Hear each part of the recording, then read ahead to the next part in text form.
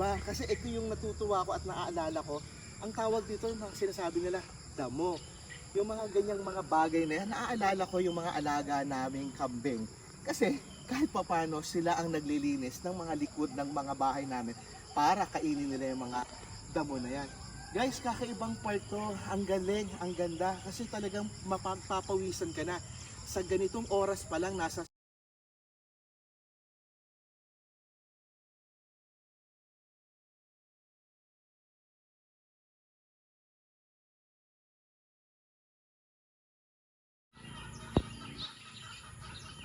wow! Magandang umaga sa inyong lahat. Ako si Bogsky and welcome to my YouTube channel. Isang napakasayang umaga na nandito tayo sa Nag Park na kung saan dadaanin natin ito sa unting-unting lakad para talagang maipakita ko sa inyo ang kagandahan ng Nag Park dito sa Naga area. Ang sayang makakita ng isang panibagong lakaran. Kaya ano pang inaantay nyo? Tara na, lakad na tayo.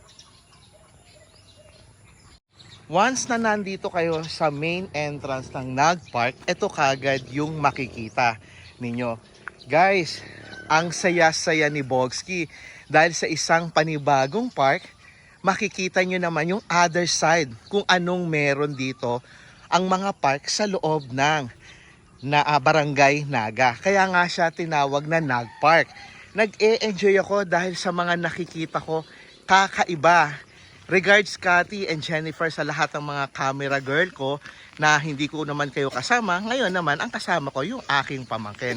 Ang gandang isipin guys. So nakikita nyo yan kung bakit meron tayong mga malalaking tubo dahil kahit papano ayan yung mga daluyan ng mga tubig at kilalang kilala dahil nga sa isang area na lugar na ito, yan ang ating makikita. Guys, kakaibang park ang pwede nyong makita. Kaliwat kanan, may mga bamboo tayo na nakikita. Hindi talaga nawawala yung mga puno, halaman na nagpapaganda sa isang uri ng park tulad ng Nag Park na linalakaran natin ngayon. Isang napakasayang umaga sa inyong lahat at bumabati ako ng magandang umaga. At sana sa susunod ng mga pagkakataon, makadami pa si Bogsky habang andito pa sa Pilipinas. Guys, nandito tayo ngayon sa Bicol. Huwag niyong kakalimutan. Ito yung kauna-unahang features na pinakita ko sa inyo na nag-park tayo at kakaiba ang aking nararanasan. Yan kasi ang aim ko. Gusto ko kayong dalhin sa lahat ng sulok ng mundo kung saan man napupunta si Bogsky.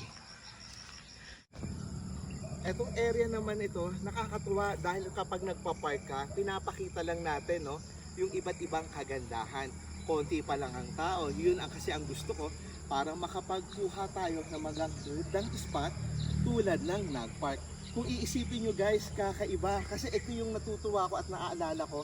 Ang tawag dito, mga sinasabi nila, damo. Yung mga ganyang mga bagay na yan, naaalala ko yung mga alaga naming kambing. Kasi kahit papano sila ang naglilinis ng mga likod ng mga bahay namin para kainin nila yung mga damo na yan. Guys, kakaibang part to. Ang galing, ang ganda. Kasi talagang mapagpapawisan ka na. Sa ganitong oras pa lang, nasa 6 AM plus pa lang tayo. Iba na agad yung aking nararanasan. Iba na rin agad yung aking nararamdaman. Wow Kasi nga sa mga uri ng mga lakaran, nag-e-enjoy ako. Luis, lakad ka para mas lalo pa nilang makita. Kasi ang nagpapaganda sa park, mga ganitong uri ng lakaran na talagang makakapag-exercise ka. Kaya nga tinawag na itong park, di ba? Dahil ano ba yung mga pwedeng makita sa park? Tulad dito sa Nag Park area. Sa mga ganitong uri ng mga lakaran, kailangan talaga panatilihing malinis, maayos, para talaga maengganyo yung mga taong gustong maglakad. Nakakatuwa lang kasi yung style at kakaiba yung aking nakikita. Ibang-iba ito sa lahat ng aking napuntahan. Ito yung isa sa mga hindi ko makakalimutan, itong Nag Park. Dahil nga, ito yung ating nakita sa loob. Kakaiba siya. Ang kala ko nga parang historical na meron tayong papasukin. Guys, isa pang pasada para makita nyo. Imagine yan Yan yung ating tinatawag na Nag Park. Ang sarap makakita sa ganitong uri ng ating nilalakad. Kakaiba. Kaya I am proud na talagang nakauwi kami muli sa Bicol. Eto guys, may elevated dito. Hindi rin nawawala at hindi rin nagpatalo. Bakit kaya? Kasi karamihan sa mga park may mga ganito talaga, no, na hindi siya nawawala. Yan ang maganda kapag talagang umiikot tayo, na ipagmamalaki rin natin yung kung anong meron sa Nagpark. Yan ang maganda sa lahat ng aking linalakad dahil dadalihin ko kayo. Agaw pansin din sa akin itong mga halaman na nasa gitna na kung saan ito yung taas niya guys. Makikita nyo. Wow. Bakit kaya ganon? Dahil nga para rin mabuhay yung mga halaman. Kasi ang halaman kailangan ng air, kailangan ng sun. Yan ang maganda kapag lumalakad ka, marami kang nakikitang kakaiba at natututunan mo according doon sa ating nakikita sa ating paligid. Wow na naman si Bogsky sa kanyang nararanasan. Wow na naman ako sa lahat ng aking nakikita. At sana mag-enjoy kayo dito sa lahat ng aking ipinapakita, especially here in Nagpark area. Dito naman guys, medyo lumabas ako kasi natutuwa kasi ako kapag ganito ang mga senaryo, yung mga ganito yung mga scenery. Lumabas lang muna ako, ipinapakita ko lang yung kagandahan. Ito na yung mismong dulo at parang nasa likuran na kung saan ako dumaan. Yan ang paligid na nakakatuwa dahil kakaiba, halatang halata na nasa ibang lugar ngayon si Bogsky. Yan ang aim ko dahil gusto kong ipakita at ipagmalaki ang lahat ng ating napupuntahan, especially here in Nagpark area. So ito yung natutuwa ako guys, yung mga huni ng ibon na hindi yan nawawala sa ating paglalakad. Ito yung mga gilid at surrounding ng aking nakikita kapag naglalakad ka.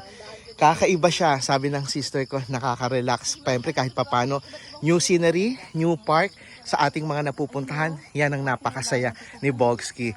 Kaya guys, sana ipagdasal nyo na palaging malakas ang tuhod ni Bogsky, maging malakas pa rin ako sa lahat ng aking ginagawa.